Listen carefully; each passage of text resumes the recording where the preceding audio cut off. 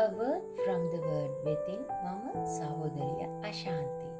අවසානයේ දක්වා පවතින ඇදහිල්ල විසිතමති නම් අවසානයේ දක්වා නොපසු බටව ස්ථීරව රැඳී නොසැලී ඉවසා සිටින විශ්වාසය.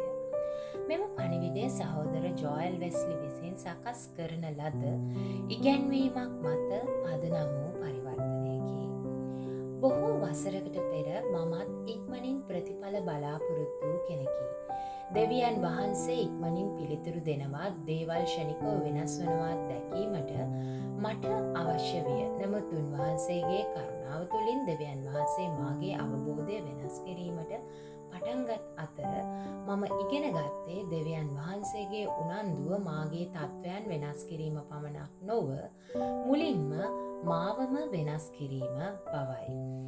ක්‍රිස්තියානි ජීවිතයේ කෙටි මාර්ගයක් නොවේ. එය ඇදහිල්ලේ ගමනකි. එහිදී දෙවියන් වහන්සේ අපට උන්වහන්සේ කෙරෙහි විශ්වාස කිරීමටත් උන්වහන්සේ මත රඳා සිටීමටත් ක්ෂණික පිළිතුරු නොපෙනෙන අවස්ථාවලදී පවා විශ්වාසවන්තව සිටීමටත් උගන්වයි. මම තවමත් ඉගෙන ගනිමින් සිටිමි. වර්ධනය වෙමින් සිටිමි. දෙවියන් වහන්සේ මාගේ ජීවිතයේ ක්‍රියා කරන ක්‍රියාවලිය තුළ නොපසුබටව සිටිමි. යේසුස් වහන්සේ මෙසේ පැවසූ සේක. මතෙව් 24 වෙනි පරිච්ඡේදයේ 13 වෙනි පදය. නමුත් අවසානයේ දක්වා ඉවසා සිටින්නා ගැලවෙන්නේය. නැතහොත් ස්ථීරව සිටින්නාම ගැලවෙන්නේය.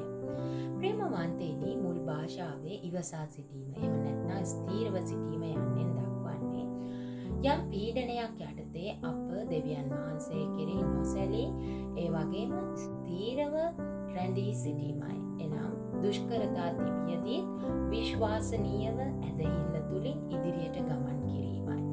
එය හුදෙක් බලා සිටීමක් කියලා අපිට හිතෙන්න පුළුවන්. නමුත් ඇත්තටම එසේ නොවේ. ඒ බලා සිටීමක් නොවේ ප්‍රේමවන්තයනි. කිසිදා අත් නොහරින ස්ථීර ඇදහිල්ලක්.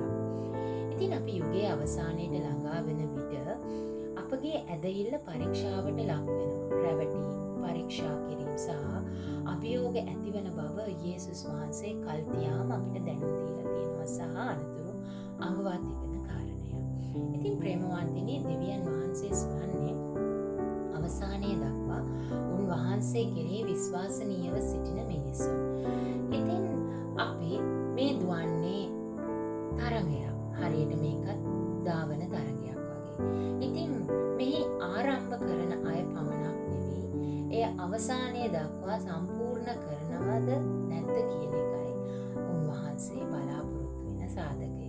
ඉතින් අවසානයේ කරා අපි සම්පූර්ණ කරන ජයග්‍රහණයේ තුල විශ්වාසවන්තව සිටීම තමයි උන්වහන්සේගේ කායන කැමැත්ත. හේබ්‍රෙව් 10:36 මෙසේ පවසනවා. ඔබ දෙවියන් වහන්සේගේ කැමැත්ත ඉටු කළ පසු පොරොන්දු ලබා ගැනීම පිණිස ඔබට ඉවසීම අවශ්‍යය. ඇදහිල්ල දෙවියන් වහන්සේගේ පොරොන්දුව තදින් අල්ලා ගනිමින්, නමුත් එම පොරොන්දුව ඉටුවන තෙක් ඒවා අත් නොහැර රැඳී සිටීම අපිට අවශ්‍ය සාධකයක්. මෙහිදී අපිට ශක්තිය දෙන්නේ ඉවසීමයි. ප්‍රේමවන්තයනි, එබැවින් අද ඔබගේම හදවත පරීක්ෂා කරලා බලන්න. ඔබ සොයන්නේ ඉක්මනින් පිළිතුරක් විතරද? එහෙමත් නැත්නම් ඔබ තුල ඉවසීම ගොඩනැගෙන්න දෙවියන් වහන්සේට ඔබ ඉඩ දෙනවද? දුෂ්කරතා පැමිණෙන අවස්ථාවලදී පසුබට වෙන්න එපා.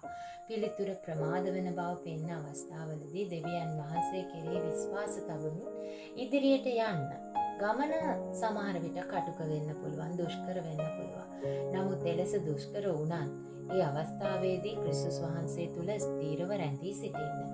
දෙවියන් වහන්සේගේ වචනය මත ඔබගේ ජීවිතය ගොඩනගන්න. යාඥාව තුළින් ඔබගේ ඇදහිල්ල ශක්තිමත් කරගන්න. කීකරුකමින් දිගටම ගමන් කරන්න. දෙවියන් වහන්සේ සැලකිලිමත් වන්නේ අප ධාවන තරඟය තුළ අප ධාවනය වන විදිය නොව, ආරම්භ කරන ආකාරය ගැන පමණක්මත් නොව, එය අවසානයේ දක්වා සම්පූර්ණ කරගෙන ජයග්‍රහණය ලබනවාද යන්නයි. ඉතින් ඔබගේ දැස් යේසුස් වහන්සේ වෙත යොමු කර තබන්න. විශ්වාසවන්තව සිටින්. අවසානයේ දක්වා ස්ථීරව සිටින්. ජයග්‍රහණය අයිතිවන්නේ ක්‍රිස්තුස් වහන්සේ තුළ සිටින ස්ථීර සමාජිකයන්ට පමණයි. ජේසු පිහිටයි.